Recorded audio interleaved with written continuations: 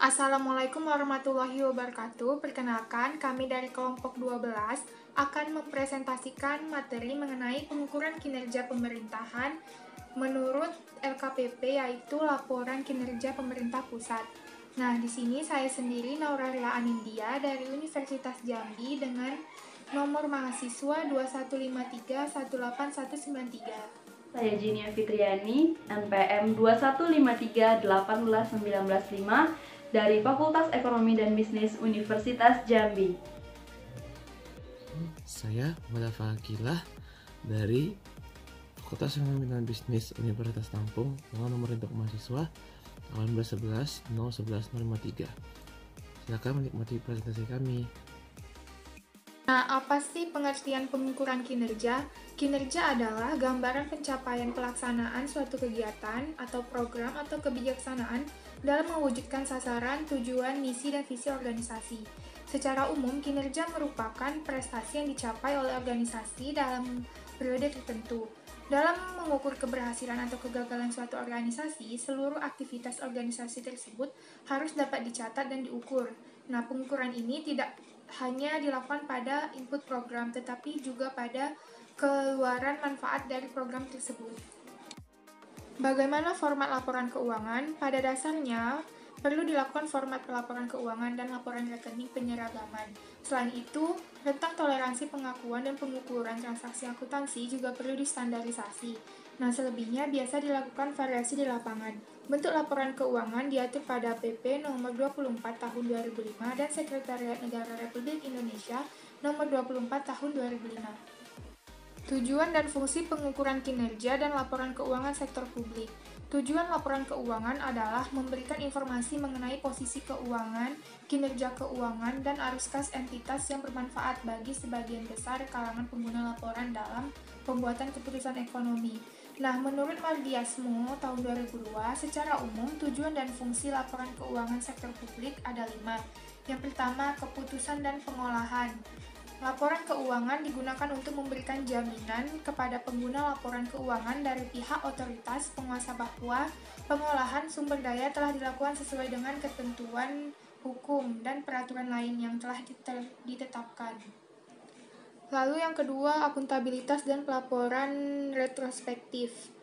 Laporan keuangan digunakan sebagai untuk pertanggungjawaban kepada publik. Laporan keuangan digunakan juga untuk memonitor kinerja dan mengevaluasi manajemen, memberi dasar untuk mengambil tren antar kurun waktu, pencapaian atas tujuan yang telah ditetapkan dan membandingkannya dengan kinerja organisasi lain yang sejenis jika ada.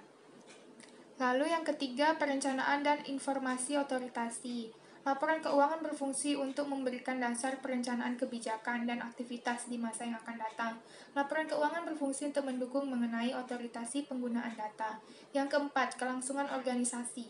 Laporan keuangan berfungsi untuk membantu pembaca dalam menentukan apakah suatu organisasi atau unit kerja dapat memutuskan penyediaan barang dan jasa di masa yang akan datang. Dan yang kelima, hubungan masyarakat. Laporan keuangan berfungsi untuk memberikan kesempatan kepada organisasi untuk mengemukakan pernyataan atas prestasi yang telah dicapai kepada pemakai yang dipengaruhi karyawan dan masyarakat. Nah, menurut Mardiasmo 2004, menjelaskan terdapat 3 maksud dalam pengukuran kinerja, yaitu membantu memperbaiki kinerja pemerintah, pengalokasian sumber daya dan pembuatan keputusan, dan mewujudkan pertanggungjawaban publik dan memperbaiki komunikasi kelembagaan. Lebih lanjut, Mardiasmo juga menjelaskan tujuan sistem pengukuran kinerja. Yang pertama, untuk mengkomunikasikan strategi secara lebih baik. Yang kedua, untuk mengukur kinerja finansial dan non-finansial secara berimbang, sehingga dapat ditelusuri perkembangan pencapaian strategi. Yang ketiga, untuk mengakomodasi pemahaman kepentingan manajer level menengah dan bawah, serta memotivasi. Dan yang keempat, sebagai alat untuk mencapai kepuasan berdasarkan pendekatan individual dan kemampuan kolektif yang rasional. Laporan keuangan untuk tujuan umum juga mempunyai peranan prediktif dan prospektif, menyediakan informasi yang berguna untuk memprediksi besarnya sumber daya yang dibutuhkan untuk operasi yang berkelanjutan, sumber daya yang dihasilkan dari operasi yang berkelanjutan, serta resiko dan ketidakpastian yang terkait. Laporan keuangan juga menyajikan informasi bagi pengguna mengenai indikasi apakah sumber daya telah diperoleh dan digunakan sesuai dengan anggaran, dan indikasi apakah sumber daya diperoleh dan digunakan sesuai dengan ketentuan, termasuk batas anggaran yang ditetapkan oleh DPR maupun DPRD. Untuk memenuhi tujuan umum ini, laporan keuangan menyediakan informasi mengenai entitas pelaporan dalam hal aset, kewajiban, ekuitas dana, pendapatan, belanja, transfer, pembiayaan, dan arus kas. Baiklah, selanjutnya saya akan melanjutkan materi dari teman saya tadi mengenai indikator kinerja pemerintah pusat dan daerah. Nah, pengukuran kinerja pemerintah harus mencakup pengukuran kinerja keuangan dan non-keuangan. Nah, indikator kinerja pemerintah meliputi indikator input, indikator proses, output, outcome, indikator impact, dan indikator benefit dan impact. Nah, indikator masukan itu misalnya jumlah dana, jumlah pegawai, dan jumlah waktu yang dibutuhkan, serta jumlah fasilitas yang ada. Nah, indikator proses itu misalnya ketaatan pada peraturan perundangan dan rata-rata yang diperlukan untuk memproduksi atau menghasilkan layanan jasa. Nah, indikator keluaran misalnya jumlah produk atau jasa yang dihasilkan dan ketepatan dalam memproduksi barang atau jasa. Nah, indikator hasil atau outcome misalnya tingkat kualitas produk dan jasa yang dihasilkan dan produktivitas para karyawan atau pegawai. Indikator manfaat misalnya tingkat kepuasan masyarakat dan tingkat partisipasi masyarakat. Indikator impact misalnya peningkatan kesejahteraan masyarakat dan peningkatan pendapatan masyarakat. Nah, karakteristik pemerintah sebagai pure non-profit organization menempatkan organisasi ini mempunyai keunikan yang sangat berbeda dengan perusahaan bisnis. Pemerintah mempunyai tanggung jawab yang besar di bidang ekonomi dan sosial secara bersama. Nah, indikator kinerja ini memiliki peran dan manfaat. Di antaranya, yang pertama itu kejelasan tujuan organisasi, yang kedua mengembangkan persetujuan pengukuran aktivitas, yang ketiga terjadinya perbandingan kinerja antar waktu dalam organisasi, serta terjadinya fasilitas setting of target. Nah, penyusunan indikator kinerja itu yang pertama itu susun dan tetapkan rencana strategis meliputi visi, misi, tujuan, sasaran, dan cara mencapai tujuan dan sasaran. Nah, yang kedua itu identifikasi data, informasi yang dikembangkan dalam indikator kinerja secara relevan, lengkap, dan akurat. Nah, yang ketiga, pilih indikator kinerja yang paling relevan dan berpengaruh besar terhadap keberhasilan pelaksanaan kebijakan, program, ataupun kegiatan.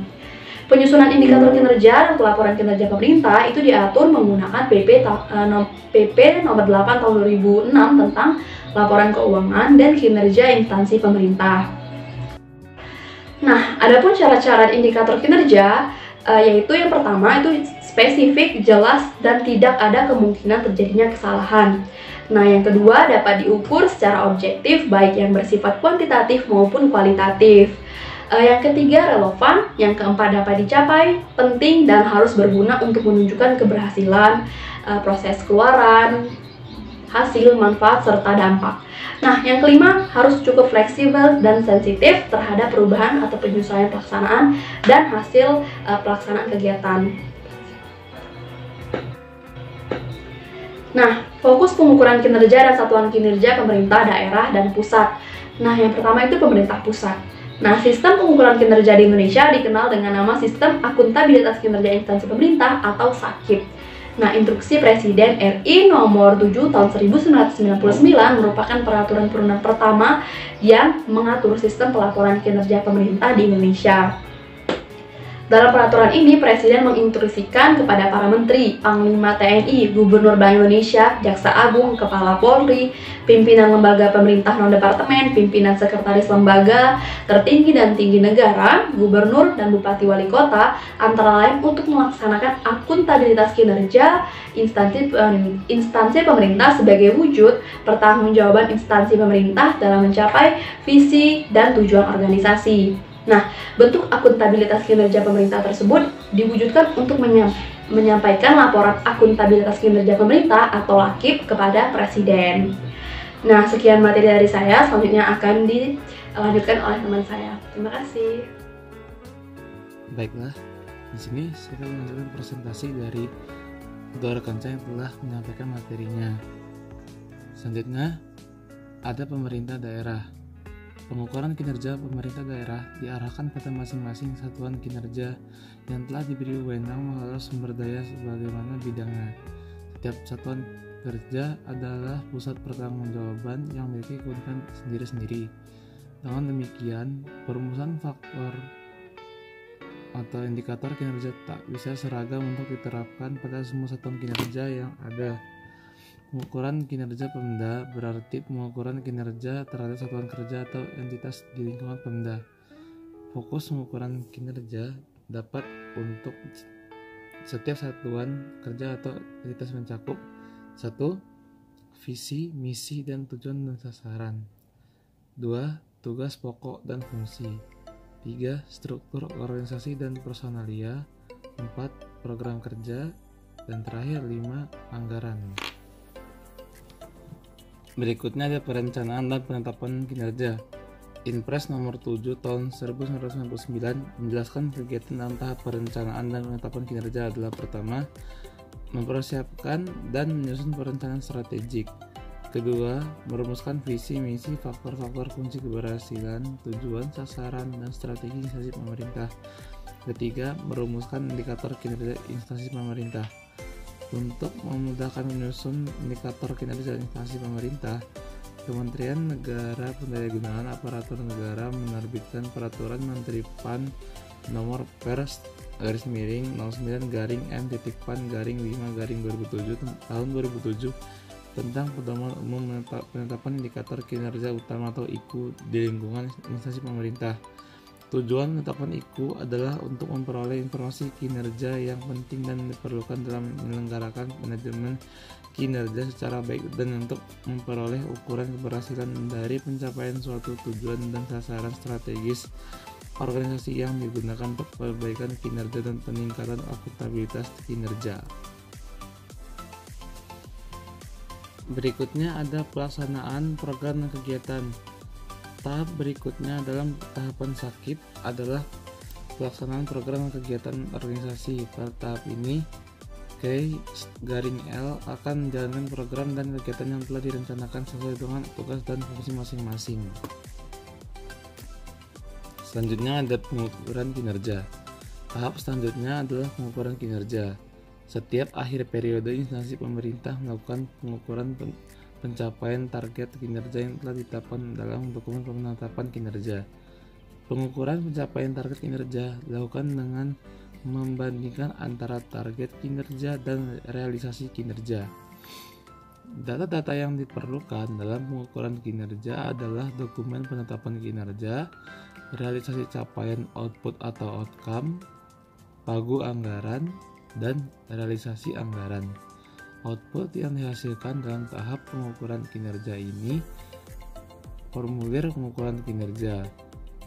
Hasil pengukuran kinerja yang tertuang dalam formulir pengukuran kinerja ini selanjutnya dilaporkan dalam laporan akuntabilitas kinerja instansi pemerintah atau LAKIP.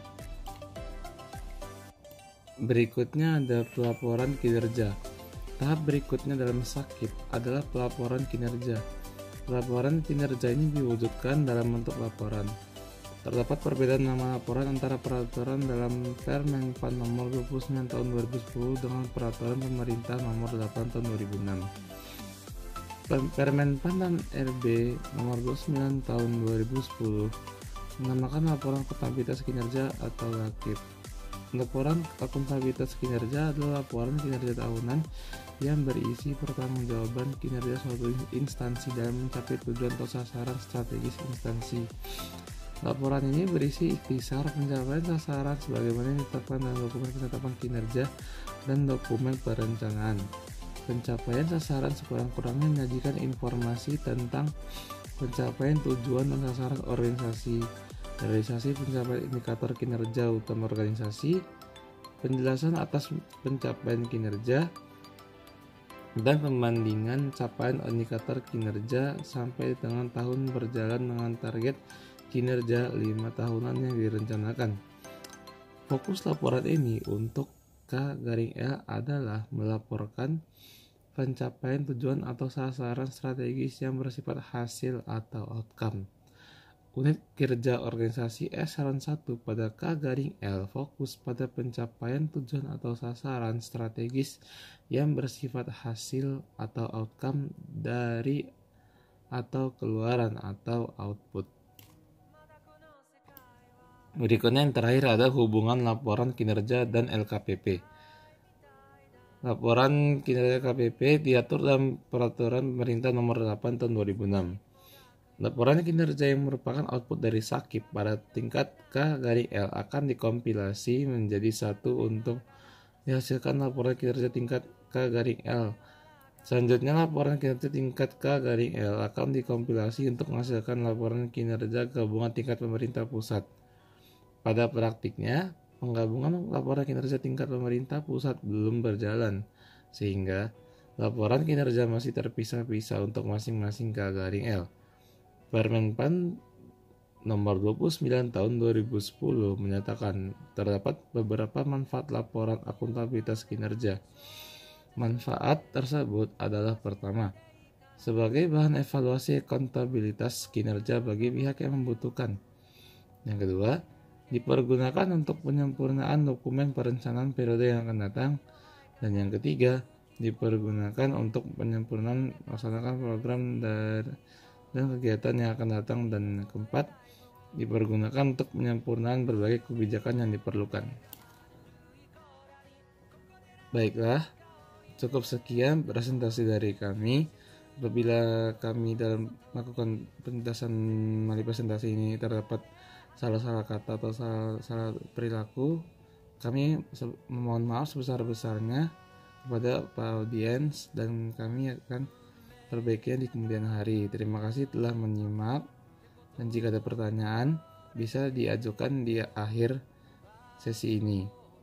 Terima kasih kami ucapkan dan kami akhiri. Wabillahi taufiq wal hidayah. Wassalamualaikum warahmatullahi wabarakatuh.